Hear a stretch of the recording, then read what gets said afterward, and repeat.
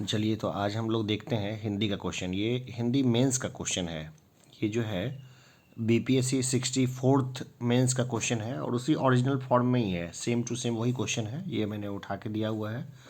और देखिए, इस क्वेश्चंस में जो है सारे इंस्ट्रक्शंस पहले लिखे हुए होते हैं। ठीक है, जैसे ऑल राइट रिजर्व है, ये जो कोड वोड है दिया हुआ है। जनरल हिंदी, सामान्य हिंदी 100 नंबर का है। ये 3 घंटे का क्वेश्चन है। और जो नॉर्मल दिया हुआ है होता है अनुदेश, वो अनुदेश लिखा हुआ है। उपांत के अंक पूर्णांक के घोतक हैं। सभी प्रश्नों के उत्तर दें। परीक्षार्थी यथासंभव अपने शब्दों में ही उत्तर दें। एक ही प्रश्न के विभिन्न भागों के उत्तर अनिवार्य रूप से एक साथ लिखे जाएं तथा उनके बीच में अन्य प्रश्न के उत्तर न लिखे जाएं। तो देखिए, ये तो एक सामान्य सी सोच होनी चाहिए कि जैसे कि एक कोई क्वेश्चन है, उसका भाग है, तो उसको एक ही साथ लिखना ज़्यादा सही रहता है। ये नहीं कि उसके बीच में कोई और क्वेश्चन का आंसर लिख दें। जैसे कोई क्वेश्चन का ए और बी पार्ट हो, तो उसको ए और बी को एक साथ ही लिखा जाए। ठीक है, तो चलिए यहाँ पे मैं लाइव एग्जांपल दे दूंगा। तो यहाँ पर एक क्वेश्चन है, निम्नलिखित विषयों में से किसी एक विषय पर लगभग 500 शब्दों में निबंध लिखिए। ठीक है ना। तो उस समय मैंने जो निबंध लिखा था वो लिखा था स्वच्छ भारत अभियान के ऊपर में लिखा था। और 1 to 4 लिखा हुआ, यानी कि मैंने 1 से लेकर 4 पन्ने पर लिखा था। क्योंकि आपको जो मेंस का जो क्वेश्चंस होगा ना, उसके ऊपर में मेंशन करने का होता है कि आपने ये कौन से पन्ने से कौन से पन्ने तक आपका ये आंसर लिखा हुआ है। तो वो लिख देना बहुत अच्छा रहता है। तो मैंने उसी के हिसाब से यहीं पे लिख दिया, फिर उस क्वेश्चंस के ऊपर हमने फिर उसको मेंशन किया था। ठीक है, इस हिसाब से है। दूसरा हमारा है भारत की शिक्षा एवं संस्कृति, तीर्थ यात्रा वर्णन, दूरदर्शन द्वारा शिक्षा, मजहब नहीं सिखाता आपस में बैर रखना, परिश्रम स्वर्ग से ही बढ़कर बहुमूल्य वस्तु है। तो 500 शब्दों में एक निबंध लिखना था। तो मैंने स्वच्छ भारत अभियान के ऊपर में लिखा था उस समय में। ठीक है ना। ये सारे ही बहुत आसान से टॉपिक हैं। जो लोग रेगुलर वे में किसी न्यूज़पेपर को देखते हैं, बहुत आराम से, बहुत कम एफर्ट लगा के बहुत अच्छा जो है निबंध लिख सकते हैं इसके ऊपर में। ये 30 मार्क्स का था ये। चलिए, दूसरा क्वेश्चन को देखते हैं। यहाँ पर ये देखिए, हिंदी का क्वेश्चन कितने नंबर का है? ये 100 मार्क्स का क्वेश्चन है। ठीक है ना। और इसमें पासिंग मार्क्स जो है वो कितनी है? तो ओनली 30 है पासिंग मार्क्स। ठीक है, आपने एक क्वेश्चन को देख लिया, अब दूसरे क्वेश्चन को देखेंगे।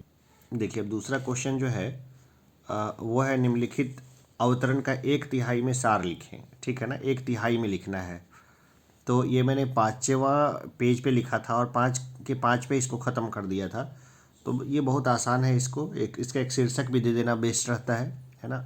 1/3 शब्दों में सार लिखते हुए उसका एक उपयुक्त शीर्षक दीजिए। मुझे मानव जाति की दुर्दम निर्गम धारा के 1000 वर्ष का रूप साफ दिखाई दे रहा है। मनुष्य की जीवन शक्ति बड़ी निर्मम है। वह सभ्यता और संस्कृति के वृथा मोहों को उड़ाती चली आ रही है। न जाने कितने धर्माचारों, विश्वासों, उत्सवों और व्रतों को धोती बहाती यह जीवन धारा आगे बढ़ रही है। संघर्षों से मनुष्य ने नई शक्ति पाई है। हमारे समाज हमारे सामने समाज का आज जो रूप है वह न जाने कितने ग्रहण और त्याग का रूप है। देश और जाति की विशुद्ध संस्कृति केवल बात की बात है। सब कुछ में मिलावट है, सब कुछ अविशुद्ध है। शुद्ध है केवल मनुष्य के दुर्दम जिजीविषा, जीने की इच्छा, उसको जीविषा बोलते हैं। वह गंगा की अबाधित अनाहत धारा के समान सब कुछ हजम करने के बाद भी पवित्र है। तो ये देखिए, इसका मैंने 1/3 इसको किया था और 1/3 करने के बाद मैंने इसका एक शीर्षक दिया था। ठीक है ना। तो बहुत सामान्य है, सबके शीर्षक अलग अलग हो सकते हैं। तो मुझे उत्तर या कुछ बताने की ज़रूरत ही नहीं है। वैसे भी हम पेपर डिस्कस कर रहे हैं, इसका पीडीएफ देने की भी ज़रूरत नहीं है, क्योंकि आप वीडियो को देखेंगे तो आप पॉज कर करके आप पूरा क्वेश्चन को देख सकते हैं। चलिए, अब तीसरा क्वेश्चन को देखते हैं। देखिए, इसमें है निम्नलिखित सभी अशुद्ध वाक्यों को शुद्ध कीजिए। तो ये बहुत आसान था। ये भी पाँचवें में मैंने 5वें पेज में इसको बनाया था, 5वें में ही ख़त्म हो गया था। निम्नलिखित सभी अशुद्ध वाक्यों को शुद्ध कीजिए। गुरु के ऊपर श्रद्धा होनी रखनी चाहिए, ये गलत यहाँ पे लिखा हुआ है। ठीक है, वह आगे बढ़ सकने का प्रयत्न करता है। ठीक है ना, इसको भी शुद्ध करना है। वह आगे बढ़ने का होना चाहिए, बढ़ सकने का नहीं। इस तरह से आप शुद्ध कर सकते हैं, आप इसको देख ले। देवताओं को एक फूलों की माला चढ़ा दी, ये भी अशुद्ध है। मुझसे यह काम संभव नहीं हो सकता। पंडित जी कहे हैं कि कल छुट्टी रहेगी। लड़के और लड़कियां खेल रहे हैं। पुलिस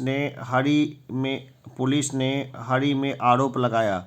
मैं गाने की कसरत कर रहा हूँ। रियाज होता है, ऐसे वो छोटे छोटे गलतियाँ कर रखी है। हमारी सौभाग्यवती कन्या का विवाह हो रहा है। तो यहाँ पे जो गलतियाँ हैं उसको सही करना है। उसे मृत्युदंड की सज़ा मिली है, तो यहाँ भी अशुद्धि है, तो इस सबको शुद्ध करना है। बहुत सिंपल है। कहिएगा तो एक सेपरेट वीडियो में बता दूंगा जिसका सॉल्यूशन का। वैसे मुझे नहीं लगता कि इसके सॉल्यूशन की ज़रूरत है, क्योंकि हम जो हिंदी भाषी छात्र होते हैं हमारी हिंदी काफ़ी सही होती है। यानी कि 100 में से 30 नंबर लाना तो बहुत आसान होता है, बिना पढ़े भी लोग ले आते हैं। फिर भी मेरी सलाह रहेगी कि हमेशा जो है एग्ज़ाम में पूरा पढ़ के घोट के ही जाना चाहिए। चलिए चौथे क्वेश्चंस को देखते हैं। निम्नलिखित मुहावरों कहावतों में से 5 का अर्थ बताते हुए उन्हें वाक्यों में प्रयोग कीजिए। तो ये छठा पेज पे मेरा कंप्लीट हो गया था। तो पहला एक है मुहावरा है दांत काटी रोटी। दूसरा है हवा से बातें करना। तीसरा है हाथों के तोते उड़ना। चौथा है 2 दिन का मेहमान। पांचवा है आस्तीन का सांप। छठा है कुएं में भांग पड़ी। जहाँ चाह वहाँ रहा। जस दूल्हा तस बनी बारात। नीचे के दांत ऊपर रह जाना। हीरे हीरा मुझसे ना कह लाख हमारी मोल। तो ये सारे के सारे मुहावरे जो है ना वो बहुत सिंपल है, और ज़रूरी नहीं कि किसी एग्ज़ाम में से मुहावरे रिपीट हो। तो अगर मैं पढ़ाता हूँ तो मैं हिंदी की सेपरेट क्लास लेके वैसे छात्र जिनको लगता है कि उनकी हिंदी कमज़ोर है उनको मैं पूरी हिंदी कंप्लीट करा दूंगा। बीपीएससी की पूरी हिंदी कंप्लीट करा दूंगा, तो वो बिहार दरोगा जो मेंस वेंस का जो भी पेपर होता है सब में वो काम दे देगा। चलिए अब देखते हैं अगला क्वेश्चन। देखिए 5वें नंबर क्वेश्चन को देखते हैं हम लोग। तो ये है समास की परिभाषा देते हुए उनके भेदों को सोधारण लिखिए। बहुत सामान्य था ये क्वेश्चन, 10 मार्क्स ऐसे ही मुफ्त के दे रहे थे वो, तो बस कर देना था ये क्वेश्चन को। छठा क्वेश्चन है निम्नलिखित में से किन्हीं 5 के 2-2 पर्यायवाची शब्द लिखिए। जैसे शरीर, गंगा, झंडा, अग्नि, बादल, सेना, अतिथि, शत्रु, आकाश, हवा। तो ये भी बहुत ही आसान क्वेश्चन है, बहुत आराम से हो जाता है ये क्वेश्चन भी। और एक क्वेश्चन है निम्नलिखित में से किन्हीं 5 शब्दों का विलोम शब्द लिखिए। असंतोष, आलस्य, अभिमान, कृतज्ञ, मुक्ति, संधि, निंदनीय, जर, ठीक है, कृपण, शयन। इनका भी मतलब कि बहुत सिंपल है, विपरीत लिखना। मैंने लिख भी रखा है, जहाँ जहाँ मैंने उसको किया था ना उसे मैंने पेंसिल से लिख दिया था, ठीक है ना। चलिए आगे देखते हैं। देखिए 7वां क्वेश्चन था निम्नलिखित में से किन्हीं 5 वाक्यांशों के लिए एक शब्द लिखकर उन्हें वाक्यों में प्रयोग कीजिए। तो 10 मुखों वाला, ठीक है ना, मैंने लिख रखा है दशानन। जिसमें जान ना हो, बेजान। 15 दिनों का समूह, पखवाड़ा बोलते हैं उसको। जो पढ़ने लायक ना हो, जो पढ़ने लायक हो, पठनीय। जो ग्रहण करने योग्य हो, ग्रहणीय। जो शक्तिहीन हो, निर्बल। उच्च कुल वाला। जो बात पहले ही हो चुकी हो, दूसरों के मन को जानने वाला, कविता लिखने वाला। तो ये सारे जो है 7वां नंबर का क्वेश्चन है। तो ये भी काफ़ी आसान था, मतलब कि मुश्किल कुछ भी नहीं था, और जिसने थोड़ा भी पढ़ा है तो उसने आराम से किया होगा। 8वां नंबर का क्वेश्चन था सर्वनाम की परिभाषा लिखते हुए उसके भेदों को सोधारण लिखिए। तो ये भी बहुत आसान सा क्वेश्चन था। 9वां नंबर का क्वेश्चन था निम्नलिखित में से किन्हीं 5 शब्दों के शुद्ध रूप लिखिए।